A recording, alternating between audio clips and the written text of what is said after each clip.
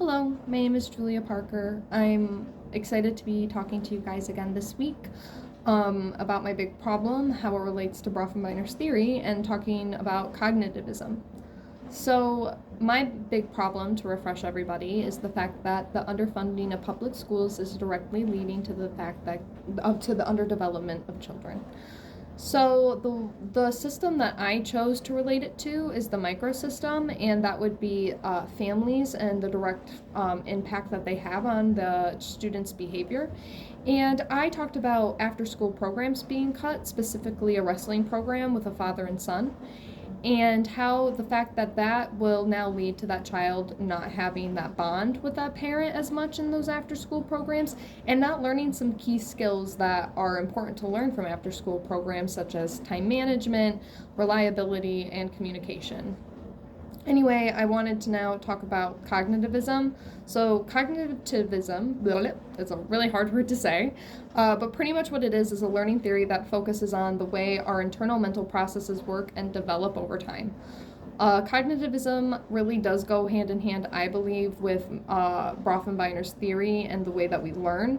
The system that I related it to is the ecosystem, and how I did that was talking about the fact that in a classroom, if you're able to teach a child the way that they process information, it could have an indirect effect on the way that they learn. If they know that the way that they they process information, it can help them understand in the classroom the best way for them to learn something from you. Such as if they are an auditory learner, they can just hear you talk about it and understand it, but they need to have it actually heard out. And then for a visual learner, they can only look at some directions and they'll be able to actively engage with that. So that's how I related it to the ecosystem in Bronfenbrenner's theory, but there's a whole different plethora of ways that you can relate it to Bronfenbrenner. So I also wanted to talk about the learning situation that I came up with.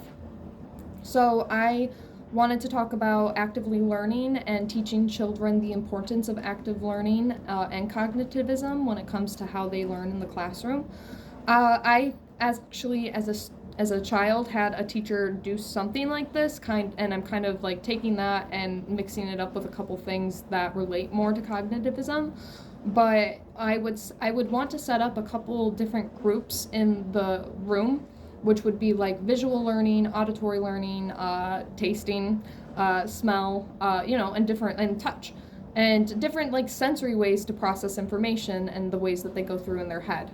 I would love for like children to go to each station, learn from it, and then take notes on how and what they were thinking when they were doing it. Then I can talk about how cognitivism works and how our brain processes information over time, and maybe even explain to them that they might have a way that they prefer of learning. Maybe some of them need to hear directions out loud to make it really click in their head. I can explain to them that that's what cognitivism is, and that actually would be great knowledge to know so that they can learn that information in a way that is actually going to benefit them and stick with them. So it was a little bit hard this week getting it to all work together. Cognitivism is a really broad topic, and I wanted to get some feedback on kind of cognitivism and what you guys did to relate it to your big problems. I think that I related it decently well, but I would like some more feedback on how you guys think I could do that a little bit better.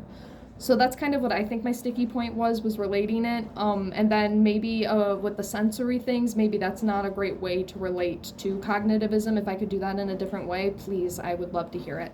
So anyways, thank you guys so much for listening to my video. I can't wait to listen to your guys's, and I hope you have a great week.